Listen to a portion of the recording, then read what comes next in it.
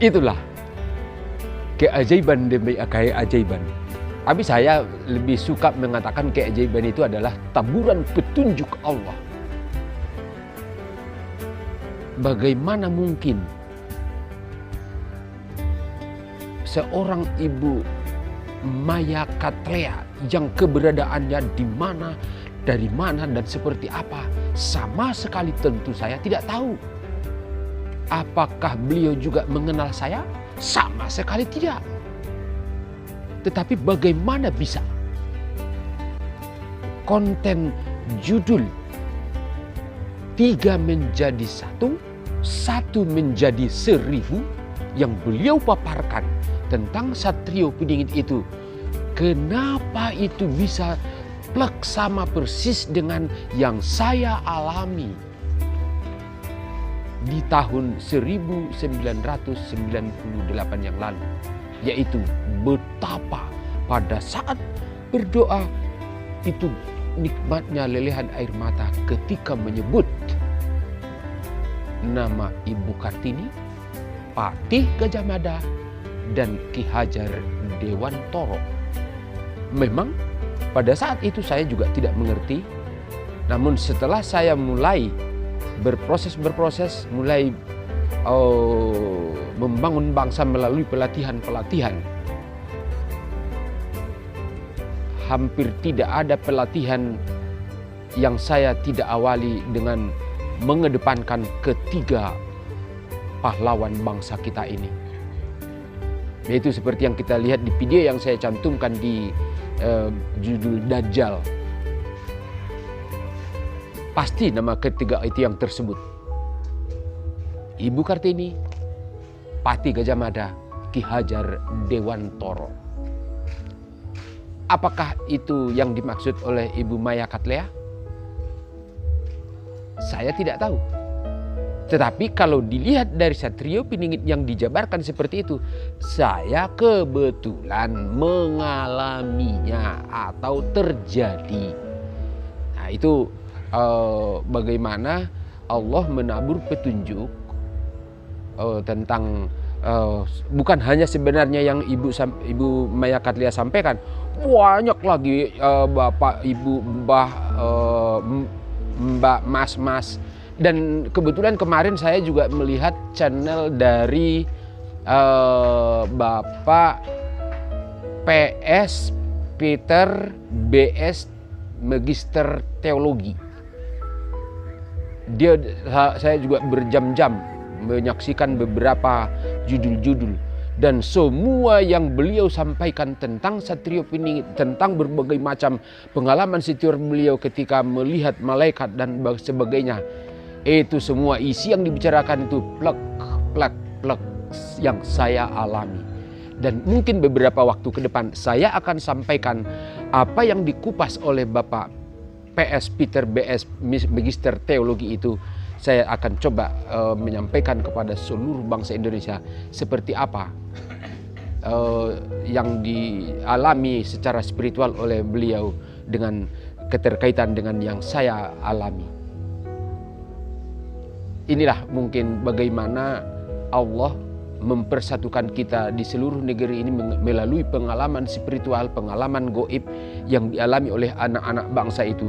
Tetapi semua yang mereka sampaikan itu ternyata juga saya alami. Dan yang dimaksud itu tentu karena itu ke saya semua. Oke, saya kira ini saya coba berusaha menyampaikan ketika Ibu Maya Katlea bilang di video itu saya tidak berani mengatakan siapa nama yang ketiga itu. Nah ini saya sampaikan bukan karena apa-apa, karena memang mau menjawab saja, hanya karena saya lihat berhubungan, jadi saya sampaikan. Kemudian Ibu Maya juga bilang untuk 1 menjadi 1000 di video itu bilang belum saatnya saya sampaikan. Nanti kalau di video-videonya ada kesempatan saya sampaikan. Nah ini saya akan coba sampaikan apa yang dimaksud dengan 1 menjadi 1000. Di awal saya mengawali karir di dunia pengembangan sumber daya manusia, oleh perusahaan saya diikutkan sebuah pelatihan. Nah, di awal pelatihan itu ada satu materi namanya KYS atau Knowing Yourself. Nah, di situ ada semacam psikotes. Jadi kita disuruh mengisi 4 jenis karakter. Jadi namanya introvert, extrovert, dominan, sama conformity. Nah, kita mengisi alat tesnya itu, kemudian dihitung sama mereka hasilnya, dan saya itu lebih dari 50, saya nggak tahu persis berapa ya, tapi paling tinggi untuk introvertnya. Introvertnya itu sangat menonjol banget, sangat tinggi. Yang kemudian yang nomor 2 itu adalah dominance, kemudian extrovertnya itu paling rendah.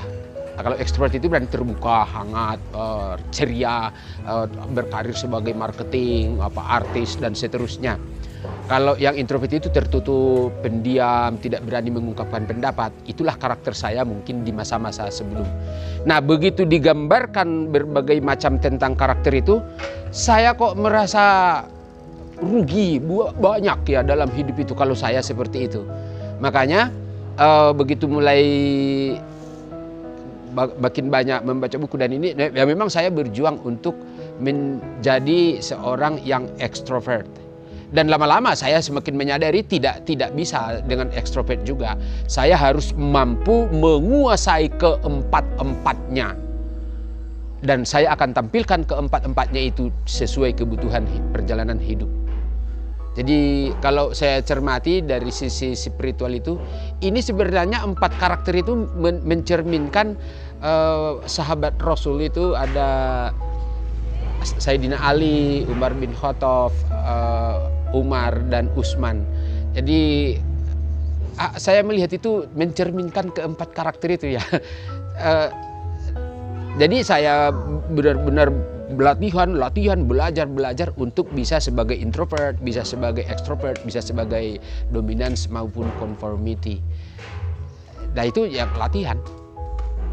Ya, 1 menjadi 1000. Nah, begitu saya menulis cita-cita masa depan, itu kan pangkal, itu kan awal. Jadi semua hidup itu diawali dari tulisan. Apa yang dilakukan setelahnya? Ya action, melakukan apa yang ditulis. Jadi apa yang saya lakukan?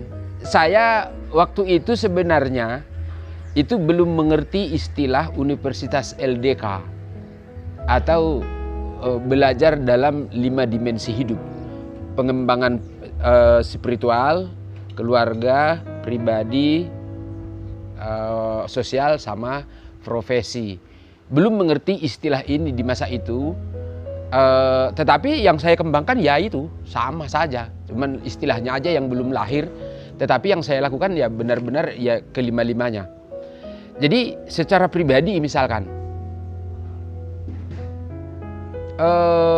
untuk pola makan, pola hidup, mungkin yang tidak bisa, apakah hidup kurang tidur itu tidak sehat, itu yang tidak bisa saya lakukan karena waktu saya pikir kalau boleh saya dikasih waktu 48 jam sehari baru cukup untuk menuntaskan target-target yang saya buat itu namanya niat suci perjalanan hidup harian. Niat suci perjalanan hidup harian itu isinya 5: perbaikan spiritual atau keagamaan, pribadi, keluarga, sosial, dan profesi atau karir. Nah, secara pribadi itu di depan cermin, senam wajah.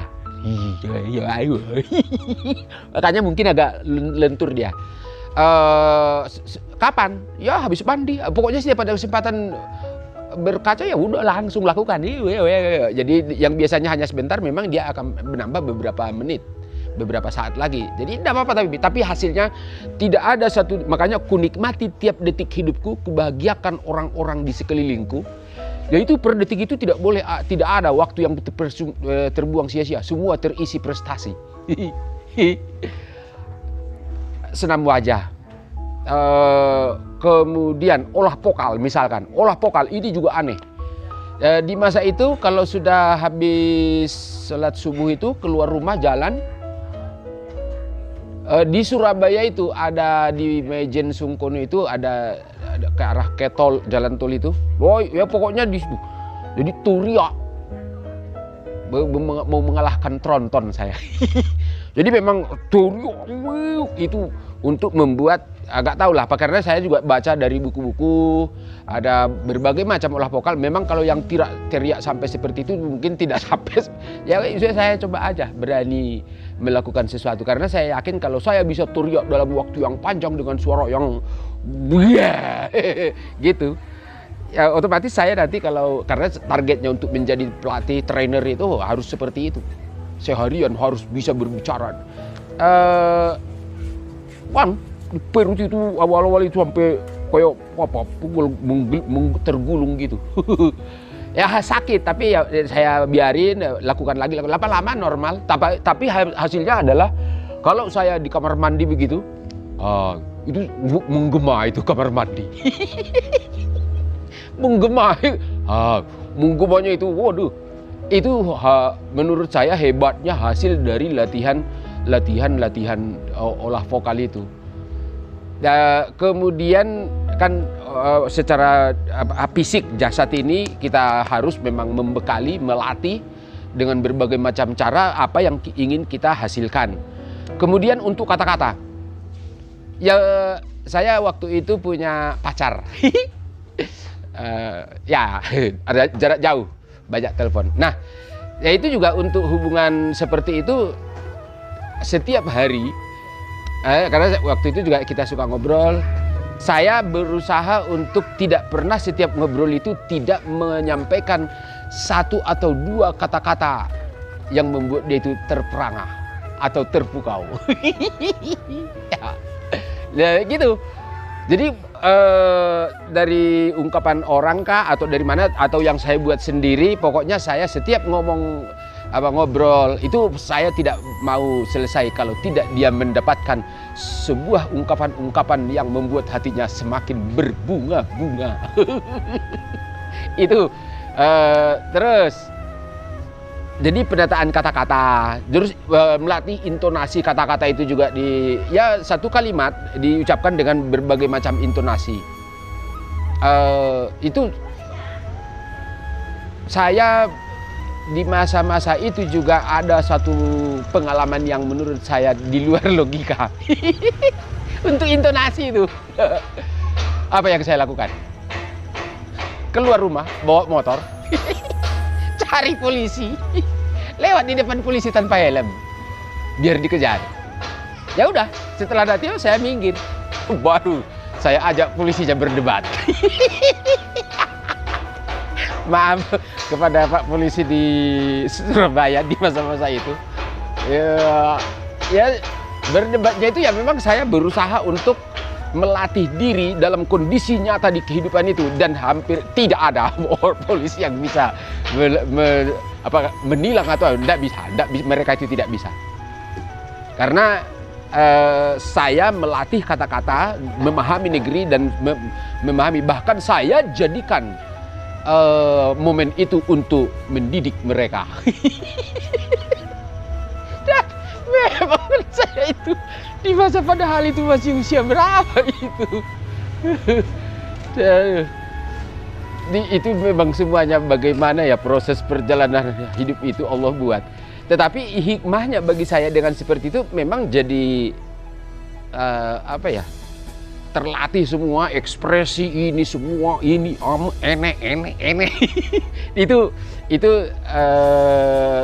satu hal. Kemudian yang menurut saya hikmah tiada tara adalah di mana secara sosial waktu itu saya membuat target tidak akan berhenti atau tidak akan pernah melewatkan satu hari tanpa menambah kenalan orang baru 10. 10 orang tiap hari. Jadi pokoknya mulai jam 00 itu saya sudah hitung sebagai awal untuk hari baru. Nanti 11.59 selesai hari itu. Nah, di situ semua target yang di niat suci perjalanan hidup harian itu harus saya tuntaskan. 10 orang tiap hari. Nah, itu juga setiap hari saya sudah menyediakan kata bijak dari para ahli atau ayat suci dari Al-Quran atau yang saya buat sendiri yang itu layak membuat orang tergugah atau bisa menjadikan orang itu berubah atau dapat ilmu. Apa yang saya lakukan? Bertanya. Bertanya. Aduh. Jadi saya contoh. Mas, kemarin itu saya ketemu seseorang dan dia mengatakan seperti ini. Nah, saya sampaikan kalimatnya. Waduh, saya kok rasanya itu susah tidur gara-gara itu. Menurut Mas, maksudnya apa tuh ini, Mas? Nah, orang tentu dengan kita memohon begitu, orang kan menjelaskan. Padahal kan itu ilmu saya sendiri. Nah, pendapat-pendapat beliau ini, nanti saya tanyakan lagi ke orang lain, pendapat-pendapat beliau itu, ke 10 orang itu.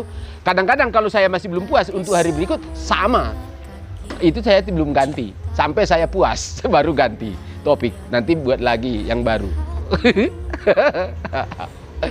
Jadi, bagaimana bisa diperkirakan saya berarti dalam sehari mengenal karakter 10 orang. Mengenal karakter 10 orang, dan kalau sebulan itu berarti 300 orang saya bisa melihat bagaimana pola pikir manusia, karakter manusia yang berbeda-beda itu. Tentu ketika saya jadi trainer sangat mudah sekali untuk memahami, mengembangkan orang.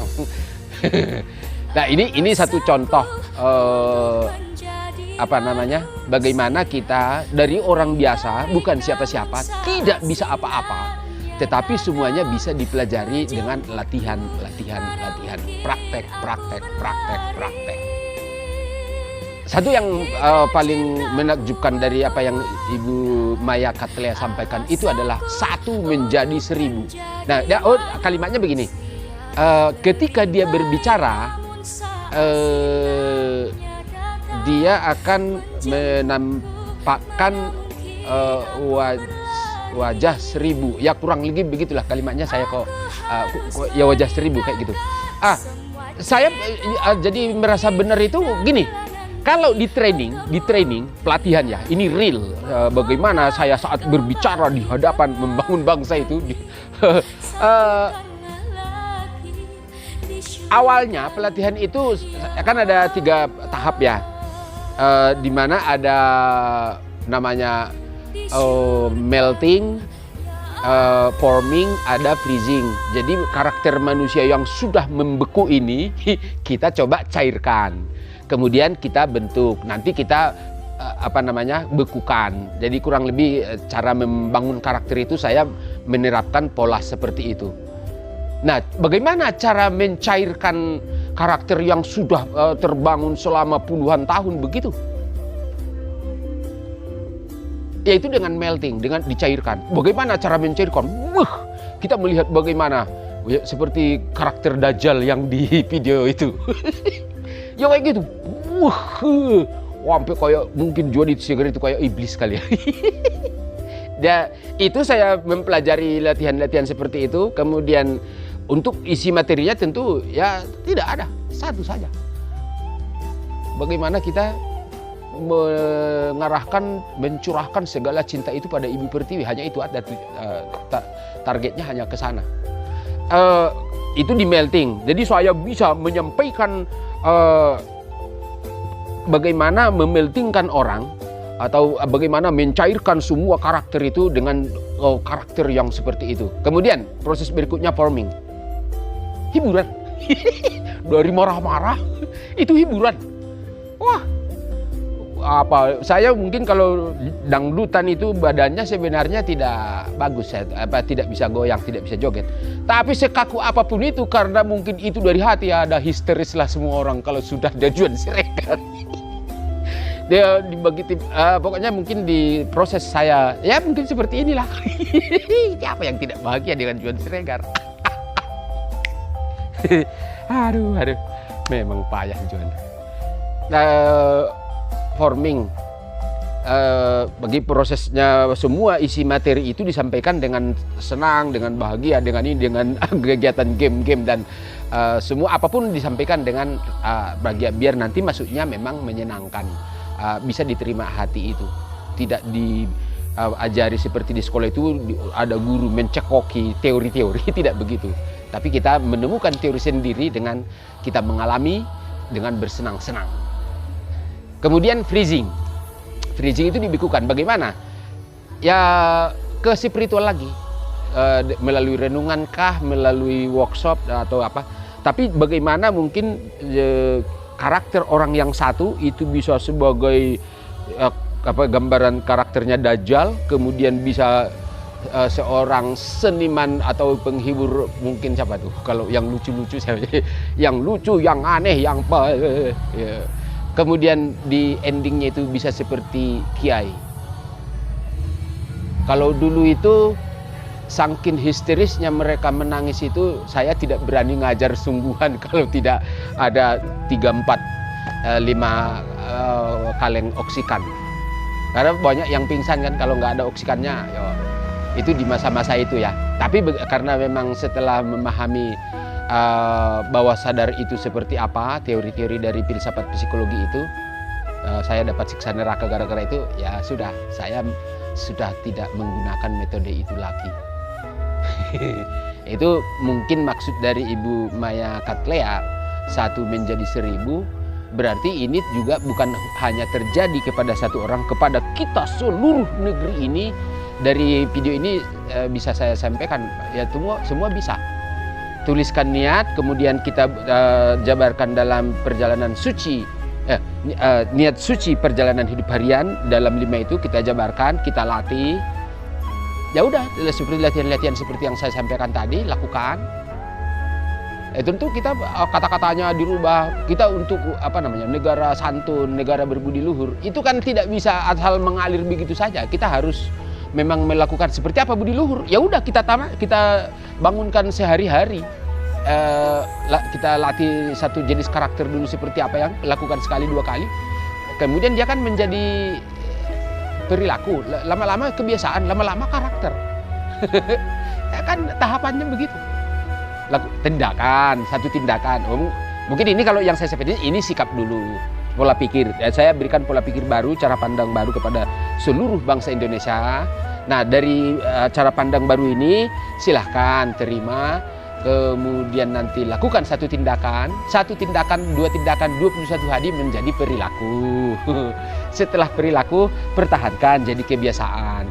Kalau sudah 1 bulan, 2 bulan, 3 bulan, itu sudah namanya karakter. Akumulasi dari karakter satu orang, itu berarti kita telah membangun budaya baru di bumi persada Nusantara. Ya itu, sesederhana itu sebenarnya. Tidak ada yang ribet-ribet membangun bangsa itu. Yang menjadi masalah itu, ini kan saya sudah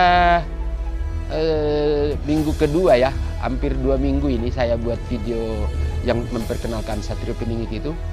Tapi belum ada satupun dari negarawan, dari ulama atau siapa yang menanggapi atau mungkin mengajak untuk membicarakan atau ini. Ya mungkin belum waktunya, saya tidak tahu. Atau untuk benar-benar mempertanyakan siapakah dia, apakah dia mau membuat opini-opini saja, dia hanya Satrio Piningit palsu yang mengaku-ngaku atau seterusnya, saya nggak tahu. Biarlah waktu berjalan, dan saya memang benar-benar doa kita bersama untuk segera ini bertemu dengan negarawan, karena apapun hanya sinergi, hanya gotong royong yang bisa membangun negeri ini, mempersatukan seluruh elemen bangsa. Itulah pangkal dari semua. Karena kalau rakyat itu ya manut dengan apa yang disepakati oleh para pemimpin, baik pemimpin agama, pemimpin pemerintahannya, ataupun pemimpin ilmu-ilmunya. Saya kira itu untuk menjawab dari 3 menjadi 1, 1 menjadi 1000 yang disampaikan Ibu Maya Katlea. Hikmahnya adalah saya mungkin memang menjawab itu, tapi tujuan utama adalah untuk menyampaikan cara pandang baru kepada seluruh putra-putri Ibu Pertiwi segenap sebangsa dan setanah air. Terima kasih. Assalamualaikum warahmatullahi wabarakatuh. Mantap. Emang top markotop. Yes, yes, yes. Gajayalah Indonesiaku.